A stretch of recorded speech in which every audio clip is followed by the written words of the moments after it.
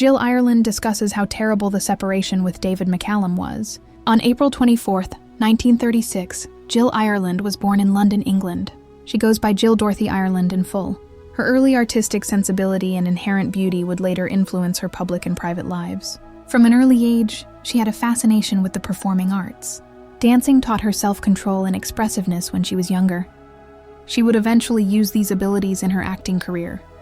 In addition to her beauty, she had a strong will to succeed in a career that frequently called for both sensitivity and harshness. Ireland began her career by making appearances in British films in the mid-1950s. She immediately attracted notice with her composure and good appearance. She started off with minor parts in films like Simon and Laura, 1955, but as time went on, her reputation in the film industry grew. She gained notoriety over the course of her career for her ability to transition between serious and humorous roles with ease. She was equally at ease in films and television, appearing in a wide variety of series, including dramas, action films, and westerns. One of the most significant aspects of Jill Ireland's personal and professional lives was getting married. She married actor David McCallum for the first time. In 1957, McCallum's role in The Man from UNC made him famous. L.E. discussed the advantages and disadvantages of living in Hollywood with Ireland. Despite having 3 boys together, Ireland's family suffered a horrible blow when one of them, Jason, passed away tragically as an adult. Despite their 1967 divorce, Ireland and McCallum maintained a relationship through their shared history and children. In 1968, Jill Ireland married Charles Bronson, one of Hollywood's most well-known action performers. In addition to being married, they collaborated on films and real-life projects. Together, Bronson and Ireland starred in a number of films, including Breakheart Pass, 1975, Love and Bullets, 1979, and Death Wish 2, 1982. Their on-screen chemistry reflected their tight relationship in real life. Bronson frequently referred to his wife as his confidant and anchor. They were constantly loyal to one another and experienced many joys and sorrows together during their marriage, which lasted until her death. And although Ireland had a prosperous career, what people remember most about her is her courageous and well-publicized battle with cancer. In 1984, when the condition was still stigmatized and kept quiet, she received the news that she had breast cancer. Jill Ireland confronted her illness in public rather than concealing it. She was adamant about using her celebrity to support and raise awareness for those experiencing similar difficulties. She wrote 2 books on her quest: Life Wish, A Personal Story of Survival, 1987, and Lifelines, 1989. She was open about her concerns, her will to survive, and the excruciating treatments in them. Her candor inspired many women who felt isolated in their hardships, giving them hope and strength in addition to knowledge. Ireland's assistance went much beyond words. She started working as a spokesperson for the American Cancer Society and pushed for improved research, early detection, and treatment of breast cancer. When she discussed the physical and emotional effects of the illness, she broke down walls. Star sickness was rarely discussed in public at the time. Her ability to transform her personal suffering into something positive was a remarkable display of generosity and bravery. Despite her health issues, Jill Ireland never lost her passion for life or her love for her family. She remained quite involved in the lives of her 7 children with Charles Bronson. She was frequently described as amiable, fashionable, and incredibly loyal by friends and coworkers.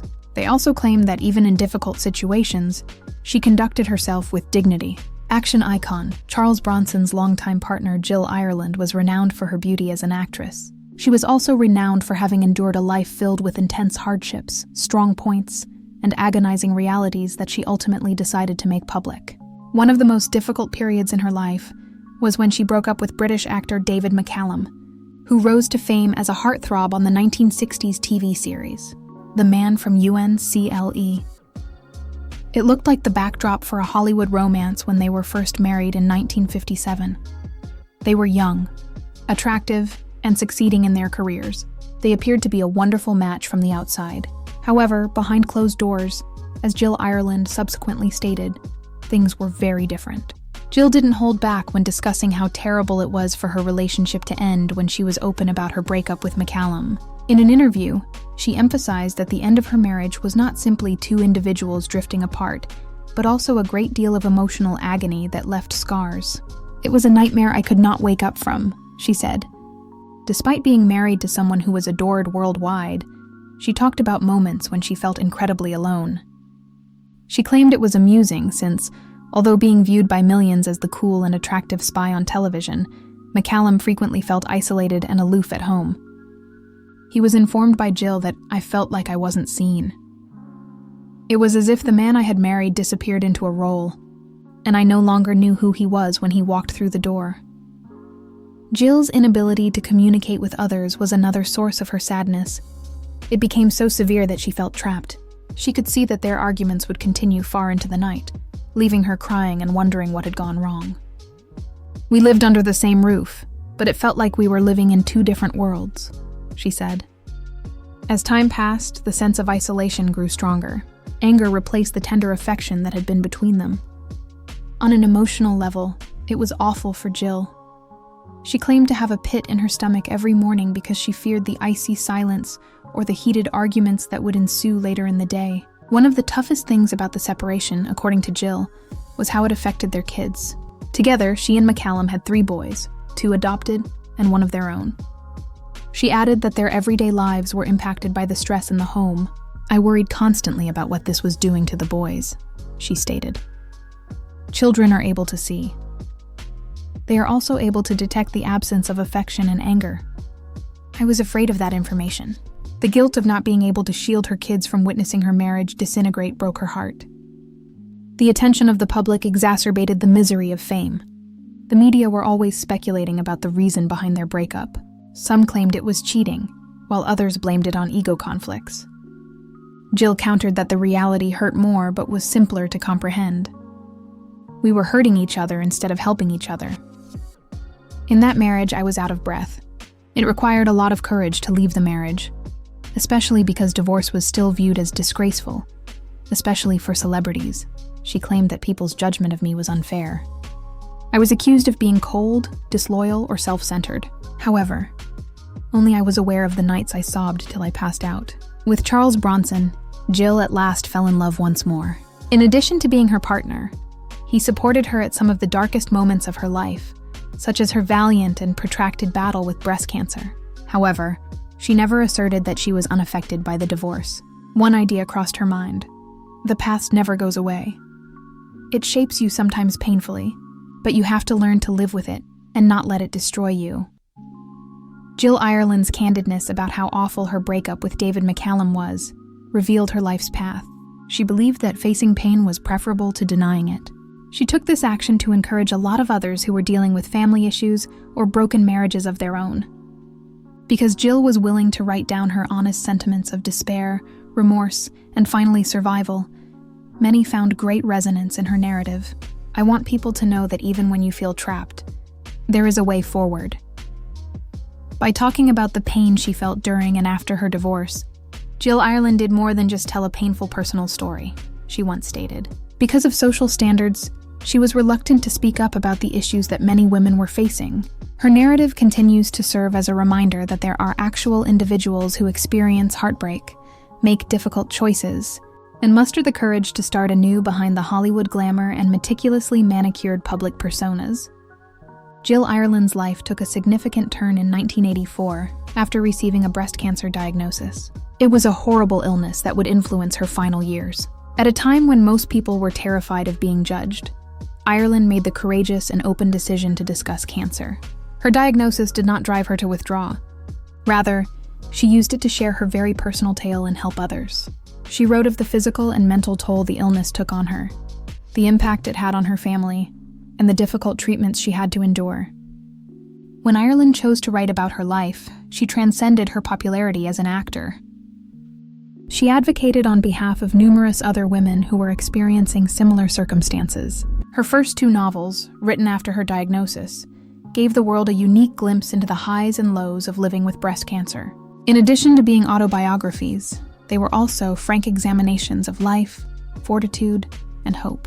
She assisted other patients who frequently felt isolated in their issues by writing about them. She also educated people about the illness's reality.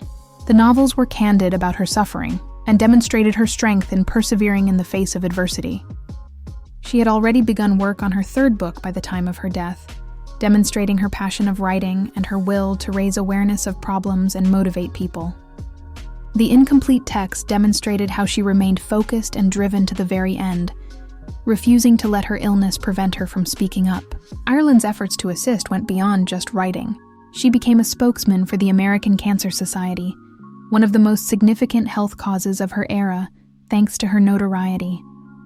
Her remarks had weight and plausibility since she spoke from the heart, having experienced the hardships of cancer treatments herself. She gave other women strength and hope by urging them to seek early medical attention, accept their diagnosis without feeling guilty, and advocate for improved treatment options. In her battle, Ireland did more than only set an example. She spoke before the U.S. Congress in 1988 on the high cost of cancer treatment.